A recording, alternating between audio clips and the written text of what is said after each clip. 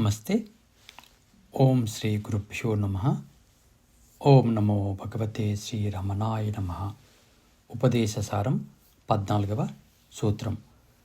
ప్రాణబంధనాలీనమానసం ఏకచింతనానాశమేత్యదః. ఏకచింతనానాశమేత్యదః. ప్రాణబంధన లీనమానసం ఏకచింతన నాశమే త్యదః. దీని యొక్క అర్థం, కేవల కుంభకం వలన మనస్సు లయిస్తుంది, ఆత్మవిచారణ వలన ఈ మనస్సు నశిస్తుంది అని ఇక్కడ మహర్షి మనకు వివరించారు. ఇక ప్రాణబంధనాత్ అంటే కేవల కుంభకం వలన. లీనమానసం అంటే మనస్సు లయిస్తుందన్నమాట. ఏకచింతనాత్ అంటే ఆత్మ విచారం వలన. ఇక మనము ఈ యొక్క 14వ సూత్రం గురించి పూర్తిగా తెలుసుకునే ప్రయత్నం చేద్దాము. ఈ సూత్రం మనకు అర్థం కావాలి అంటే కనుక ప్రాణవీక్షణ అంటే ఏమిటో తెలియాల్సి ఉంటుంది, మరియు మనోలయం అంటే ఏమిటో తెలుసుకోవాల్సి ఉంటుంది. అదేవిధంగా మనోనాశనం ఏ విధంగా ఉంటుందో తెలుసుకోవాల్సి ఉంటుంది. అంటే ప్రాణవీక్షణ, మనోలయం, మనోనాశనం గురించి ఇప్పుడు తెలుసుకునే ప్రయత్నం చేద్దాము. ప్రాణవీక్షణ అంటే ప్రాణం అనేది మన శరీరంలో ఉంటుంది. ఇక ఆ ప్రాణము అనేది మన యొక్క వెన్నుపూసలో పైకి కిందికి అలా ఫ్లో అవుతూ ఉంటుంది. అయితే ఎవరైతే తన మనస్సుతో ఆ ప్రాణము ఏ విధంగా ఫ్లో అవుతుందో మనం చూస్తూ ఉంటే గనక దానినే మనము ప్రాణవీక్షణ అంటాము. ఇది ఎంతో ముఖ్యమైన ధ్యాన పద్ధతి అన్నమాట. ఇలా మనము ప్రాణవీక్షణ చేస్తూ ఉండగా, సాధన చేస్తూ ఉండగా మనకు అంటే కేవల కుంభకము అనేది ప్రాప్తిస్తుందన్నమాట. అంటే కేవల కుంభకము అంటే కనుక ఆలోచన రహిత స్థితి పొందామని అనుకోవచ్చు. దీనినే మనస్సు ఆత్మలో లీనమైందని, లేక మనస్సు ఆత్మలో లయమైందని, దీనినే మనము సమాధి స్థితికి వెళ్ళామని చెప్పుకోవచ్చు. ఇక మరి సమాధి స్థితి అంటే ఏమిటో తెలుసుకునే ప్రయత్నం చేద్దాము. ఎప్పుడైతే మనస్సు పడిపోతుందో అప్పుడే ప్రతి మనిషిలోనూ సమాధి స్థితి అనేది కలుగుతుంది. అంటే ఇది మనం అష్టాంగ యోగ మార్గాన్ని మనము అనుసరిస్తే గనక సమాధి స్థితి అనేది మనము సాధన చేయగా మనకు కలుగుతుంది. మరి ఈ సమాధి స్థితి అని ఎప్పుడు జరుగుతుంది అంటే కనుక ఎవరిలో అయితే కనుక ఆ చిత్తం శుద్ధి అవుతుందో అప్పుడు మాత్రమే మనము సమాధి స్థితిని చేరుకుంటాము.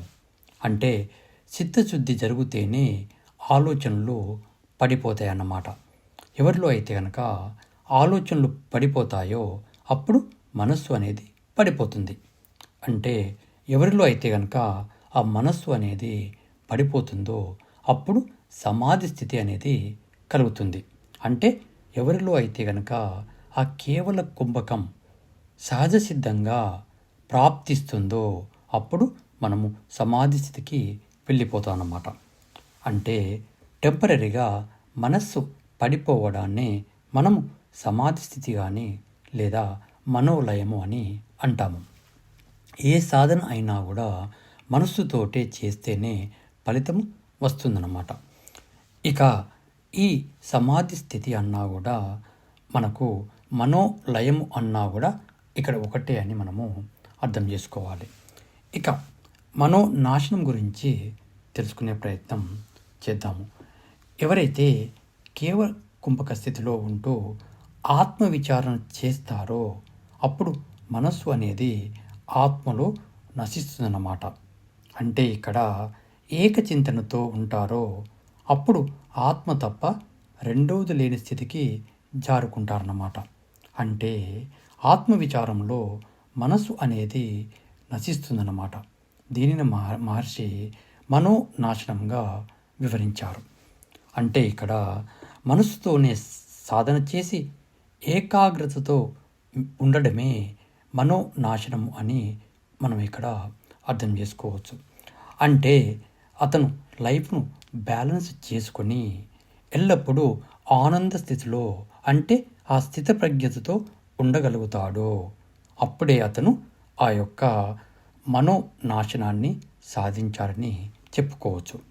ఇక ఏ యోగమైనా, కర్మయోగమైనా, భక్తి యోగమైనా, ధ్యాన యోగమైనా, ఏ యోగమైనా కూడా మనల్ని సమాధి స్థితి వరకే తీసుకుపోతుందని మనము ఇక్కడ అర్థం చేసుకోవాలి.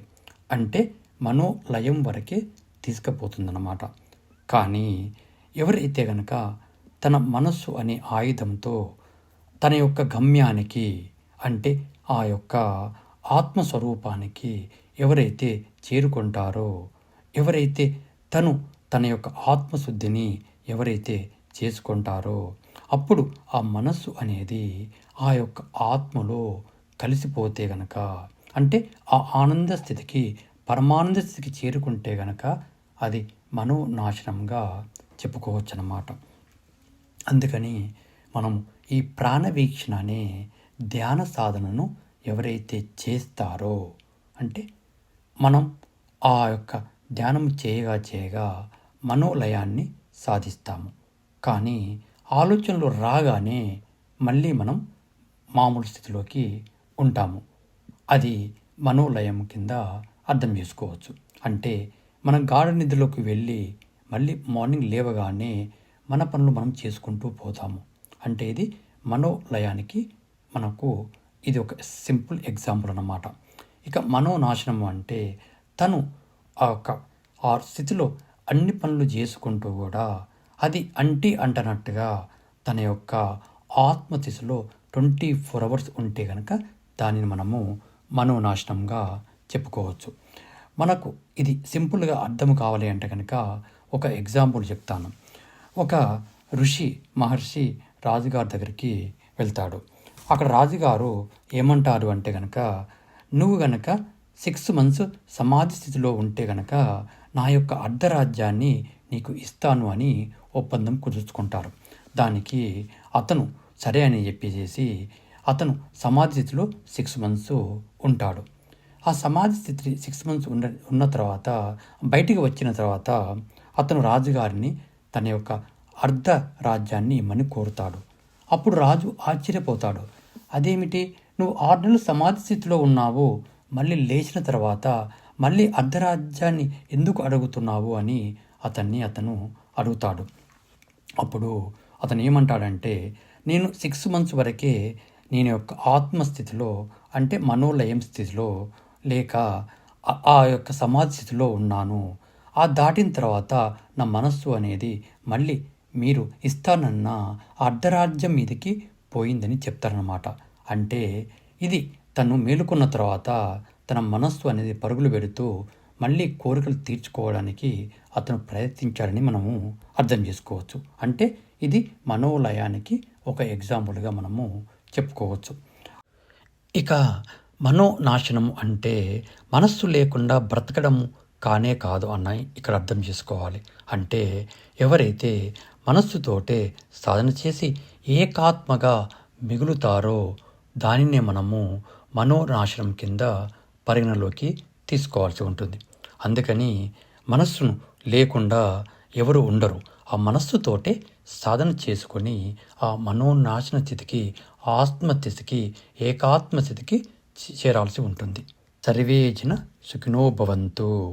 ఓం శాంతి శాంతి శాంతి. Thank you.